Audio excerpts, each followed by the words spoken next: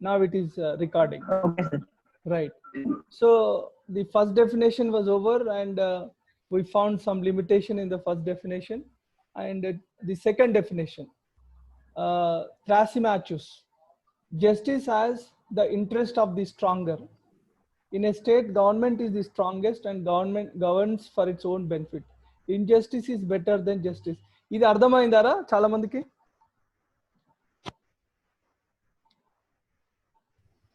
Yes, sir, it is easy. Here, injustice is better than justice. This definition was given by Thrasymachus, in which Plato found a serious defect and serious limitation.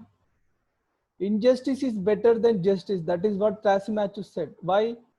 Because the interest of the stronger is always injustice to the majority of the people. So he said injustice is better than justice, and justice has the interest of the stronger. And this was the definition given by Thrasymachus. And what is the criticism that Plato made? Government is an art and works for the well-being of its citizens, not for its own sake. A just man is wiser, stronger, and happier than the unjust. Therefore, injustice is no better than justice. This is the criticism made by Plato. ఇది అర్థమైందారా అందరికి? Has anybody has anybody got any doubt? Criticism ఇది అర్థమైందా?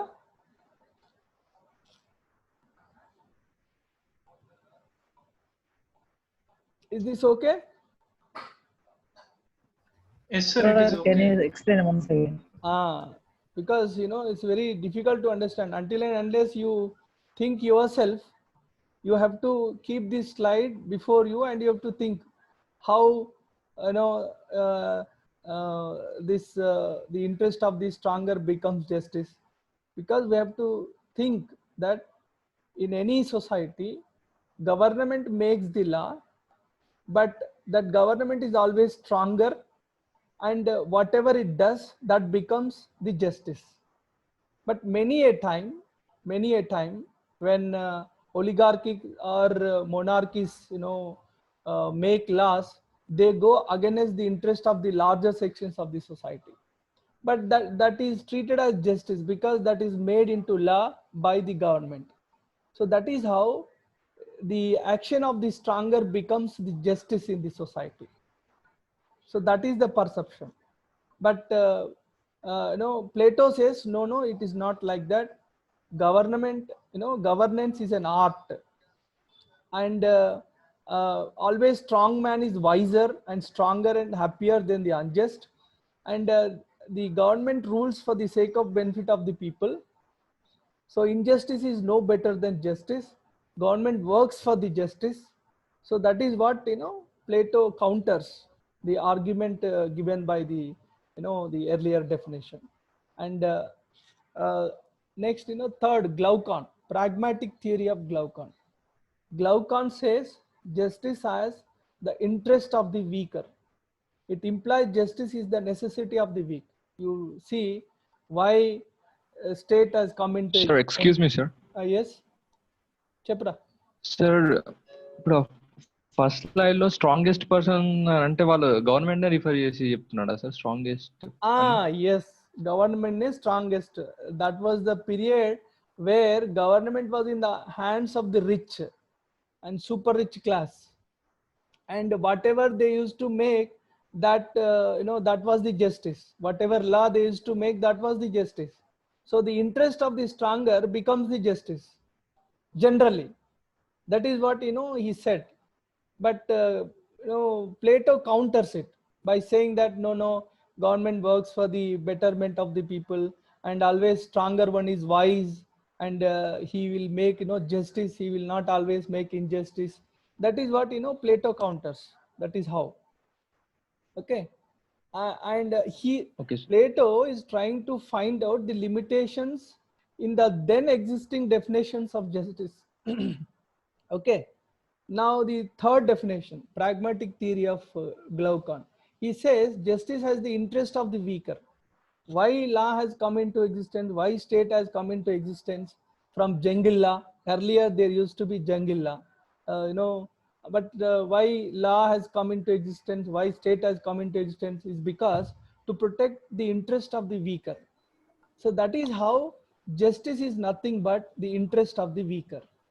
So that is what Glaucon says. It is completely a pragmatic theory. Why laws are made to protect the weaker.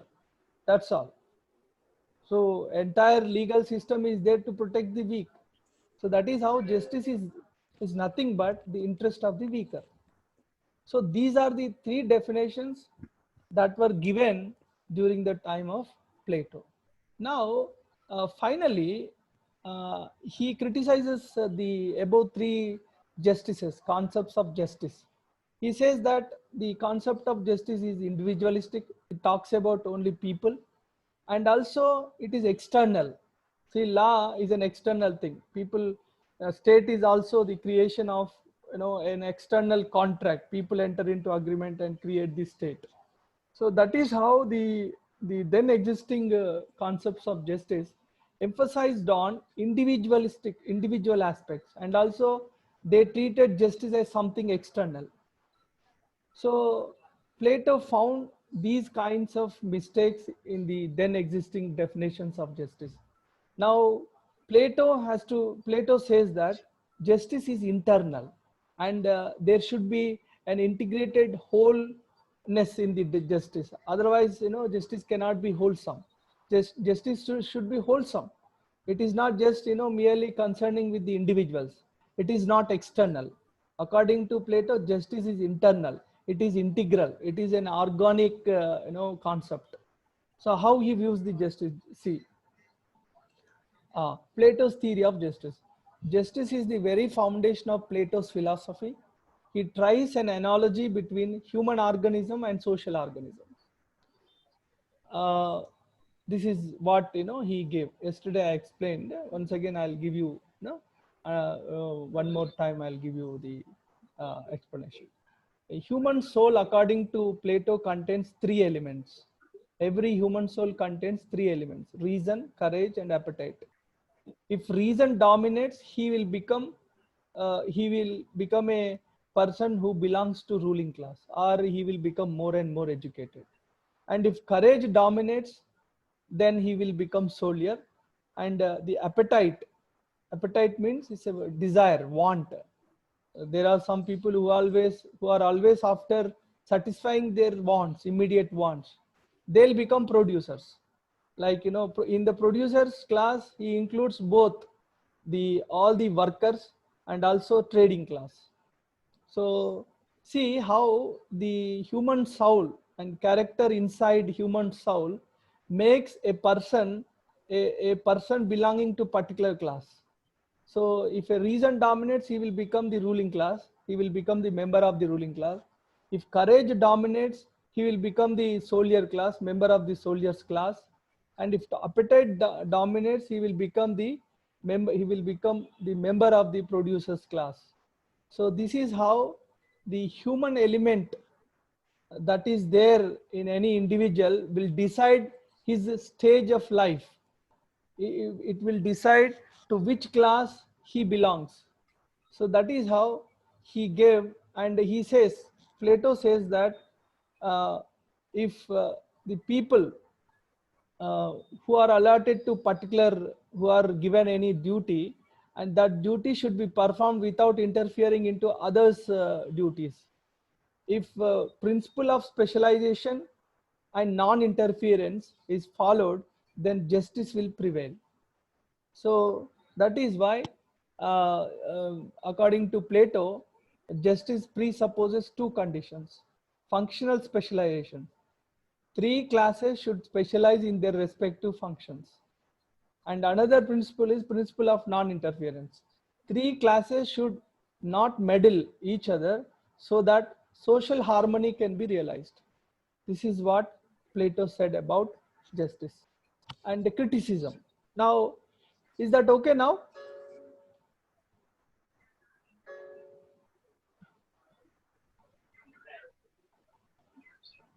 అర్థమైనారా Plato concept of justice? అందరికి Yes, అర్థమైంది? sir. Go. ఇంకెవరన్నా ఉంటే చెప్పండి. Yes sir. ఎందుకంటే కొంచెం think చేయాలరా. You have to put the slides before you and think. Okay, next criticism. Now we have to make criticism of Plato's concept of justice. It is moral but not legal. It does not deal with the clash of interests. There is a confusion between moral duty with legal obligation. Plato, anywhere in his book, clearly makes any distinction between, what is legality, what is morality. Moreover, his entire scheme of justice is moral, just moral. He is not prescribing any legal standards, or he is not giving any legal basis to the concept of justice. So it is completely moral. And then his principle of one man, one work militates against all-round development of human personality. He says if a person belongs to ruling class, he has to perform the functions of ruling only one person, one work. But human being is capable of doing multiple works at a time. So it militates against the all-round development of human personality. And then Plato's theory of justice give monopoly of power to the philosopher king. So he says that in whom the element of reason dominates, he becomes the ruling class. He becomes the member of the ruling class. So he is giving the monopoly of power to the philosopher king, which is improper, because all should participate in a democracy. So this is another limitation in his definition. And another one, Plato's justice is too subjective, and hence it is not justice at all. So it is too subjective. Anybody can interpret the way he likes. Some say, yes, I have I can be an intellectual, in me reason dominates, why can't I be the ruler? That is how people can question. Anybody can question the anybody's duties and responsibilities. It is very it is quite subjective. It is not objective. The people can say whatever they want if this kind of justice prevails. So this is quite subjective. It is not objective. This is another limitation. And then now we have to see the significance. It is a thesis against individualism. The first criticism we made, that the three definitions were individualistic oriented. They are not concerned with the community or the entire society. And it is universal in character. Even though we find many limitations and many defects, it is universal in any human being. Broadly, there are three elements. Of course, there are three elements like reason and courage and appetite. These elements are there in every human being, but which varies at what time, at what place, we do not know. It's very difficult. We cannot say this particular person in this particular person reason dominates. We cannot say exactly, but these three elements are there in every human character. That is how his justice is universal in character. It tries to bring organic unity in social life. This is very important.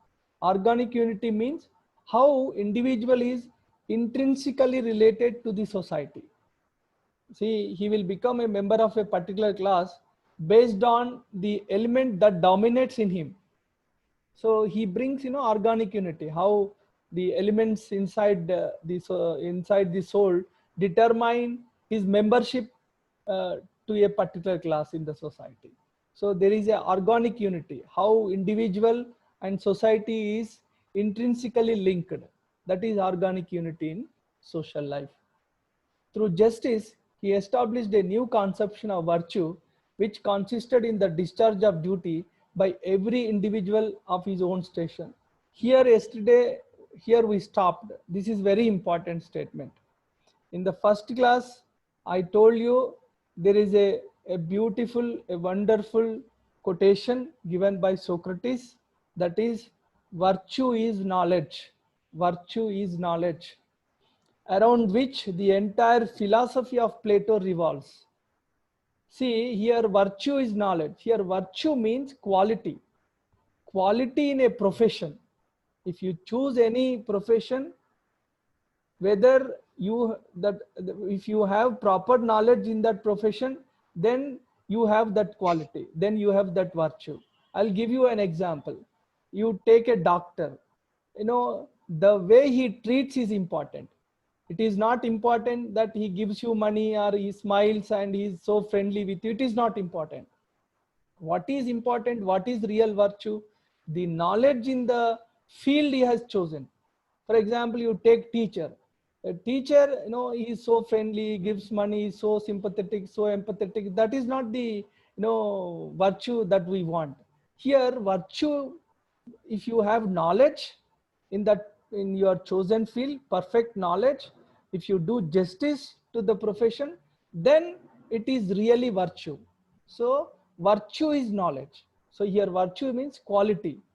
The quality of the knowledge that you have in the field you have chosen, that is important. So here what Plato says, see, you are positioned, your position is decided in the scheme of education which we are going to learn in the next class. He has designed a scheme of education where it results in the automatic classification of the society that we will learn. So if your position or if your stage is decided in your life, then you have to perform whatever duties that are assigned. If you perform them perfectly, then justice would prevail. So if everybody performs his duties properly, then justice would prevail. Here he says the conception of virtue, which consisted in the discharge of duty. If you perform your duty perfectly, then you are virtual, then you are virtuous. That virtue is knowledge. Here, knowledge is not something you acquire, tons of data. It is not like that. Here, according to Plato, knowledge, virtue is knowledge. The real virtue is knowledge. And also he says virtue can be clearly identified. How clearly identified? If you perform your duty perfectly, if a doctor treats perfectly, then he is having knowledge, and that is the virtue. If a teacher performs his duty properly, then he has a virtue, then that is the knowledge. So he looks at the concept of knowledge from the point of view of performing one's duty perfectly. So this is very important. అందరికి అర్థమైందా ఇది?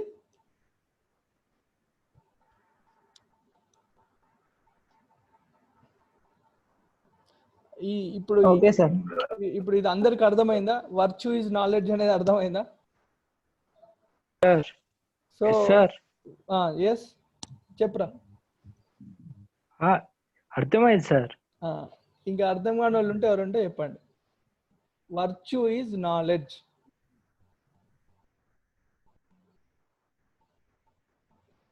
So his entire scheme of justice is designed to attain this, to attain virtue.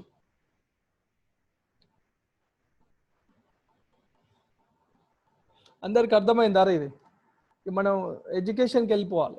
ఇప్పుడు ఏమన్నా doubts ఉంటే చూడండి. ఇది మనకరే ఈ philosophy మనము రియల్గా కొంచెం కాన్సన్ట్రేట్ చేస్తే, if you think and if you pay attention, or if you are really interested, if your mind is curious, then this this is very interesting and this is really wonderful. ఇప్పుడు ఇది అందరికి అర్థమైందా? Plato concept of justice.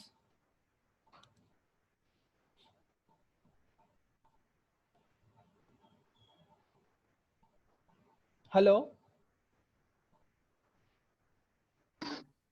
Understood, sir. Go ahead. Right. Anybody? ఇప్పుడు నేను చెప్పినంత సేపు మంచిగా అర్థమైనట్టు అనిపిస్తుంది రా. మళ్ళీ మీరు ఓన్గా థింక్ చేస్తే తప్ప అది మీకు కరెక్ట్గా ఎక్కదు. మళ్ళీ స్లైడ్స్ షేర్ చేస్తారు సార్ మాకు. ఇప్పుడు నిన్న చేసిన మళ్ళీ చేస్తాను రా. గ్రూప్ లో పెట్టిండ్రు స్లైడ్స్ గ్రూప్ లో పెట్టిండ్రు. ఇప్పుడు ఇది అర్థమైందారా? ఇప్పుడు ఈ స్లైడ్స్ అన్ని అర్థమైనాయా? రైట్. ఇప్పుడు మనం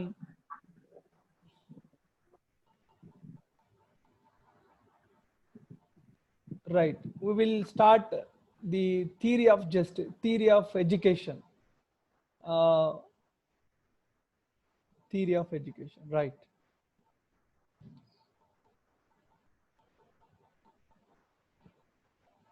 ఇప్పుడు slides అవుపడుతున్నాయరా? Yes, sir. Slides are visible or not? Plato's theory of Yes, sir. education. Yes.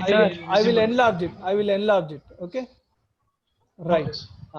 Now see, this is no very important. Plato's theory of education. He viewed education as an essential instrument to realize justice. See, his entire philosophy consists of three important concepts. One is justice, education, and revolution, communism. These three are closely interrelated. And after completing these three concepts, we should again go back to our earlier statement, virtue is knowledge. How, his entire philosophy is linked to that wonderful quotation, virtue is knowledge. Okay.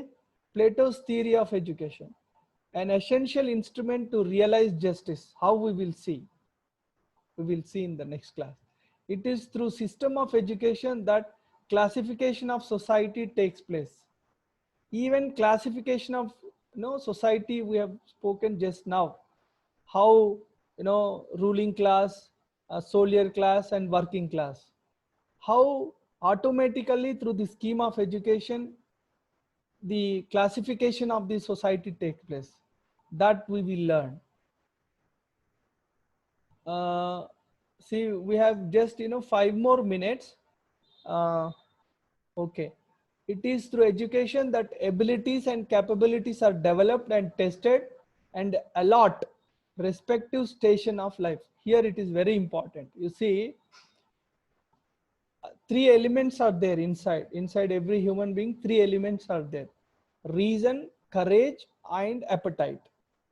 So through the scheme of education, every individual is provided an opportunity to develop his capabilities.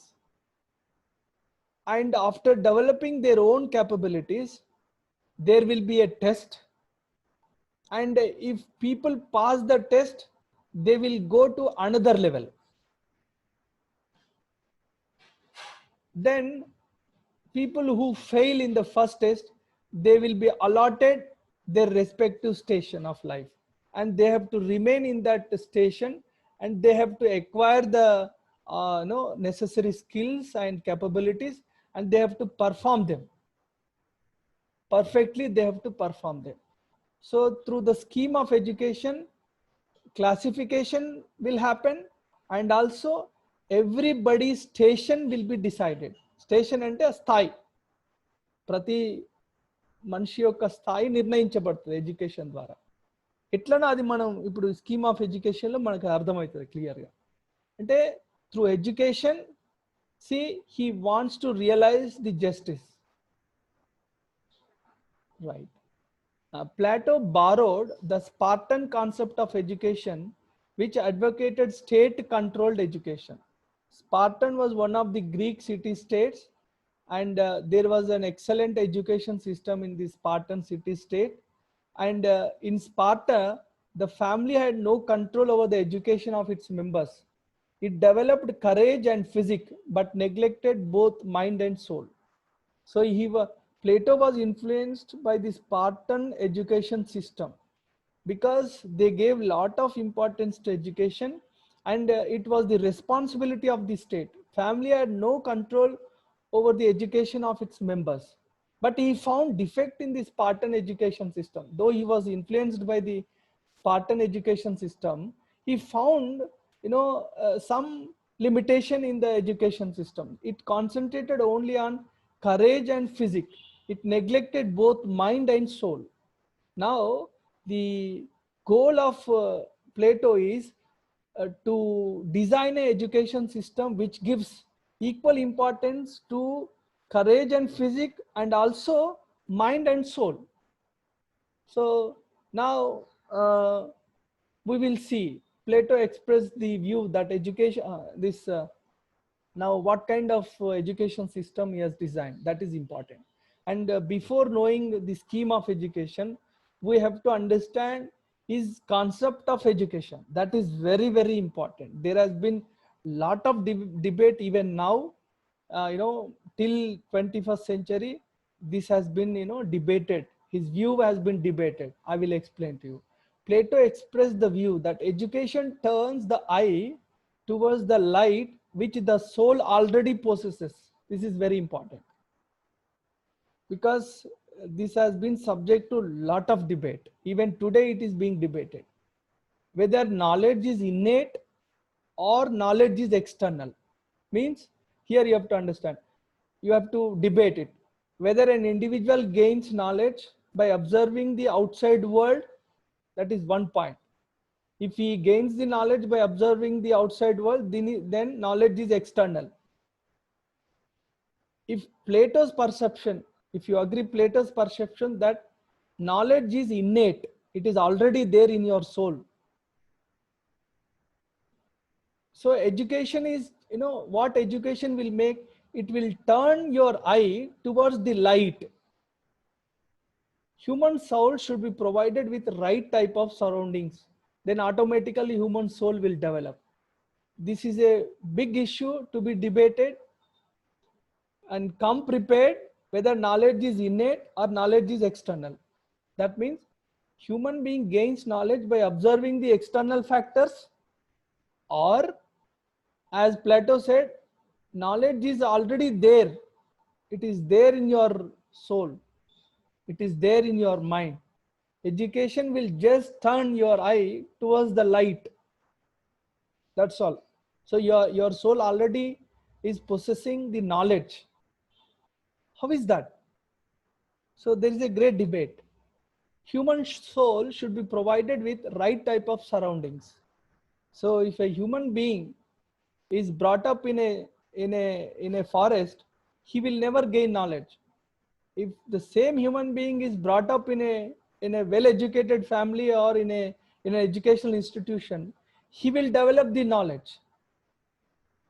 So we have to provide right type of surrounding. Then automatically human mind will gain lot of knowledge. So that is what Plato views. This we will debate tomorrow. The time is just 3 minutes more. ఇది అర్థమైందారా చాలా మందికి? ఇప్పుడు Plato ఏం చెప్పాడో ఇది ఇది ఏమైందంటే దీని గురించి చెప్తాండ్రా. అరే, it was in the 16th century, that is Rousseau. Rousseau was the first person to question this. Rousseau said knowledge can be gained only by observing the external world. But in 1995, Noam Chomsky said knowledge is innate. What Plato said is correct, he said. But it is still debatable whether knowledge is innate or knowledge is external. This is, it's a everlasting, debatable question. Sir, knowledge is internal, but it depends upon socialization, no? That has to be debated. We will debate tomorrow. Come prepared. Some people onwards, some people should be towards, knowledge is innate. Some people on the side of knowledge is external. And you have to say which one is correct, which one is wrong. And we cannot come to, ultimate judgment. That I will explain you. Okay. It is very subjective, no, sir? Yes, tomorrow we will have a discussion. Come well prepared, because I have told you about John Locke and also Noam Chomsky. If you go through any YouTube or internet, you will find out, and come prepared. Okay. Tomorrow we will discuss about his design, his scheme of education. Plato designed scheme of education, that we will discuss, and also this concept we will discuss. Okay. Okay sir. మళ్ళీ slides నేను share చేస్తా, చదువుకోండి. Okay Nara? Okay, sir. Send slides from beginning onwards, sir. From first class onwards. Okay పంపిస్తాను. Okay రా. Okay, sir. Okay right Okay, sir. Okay. Right.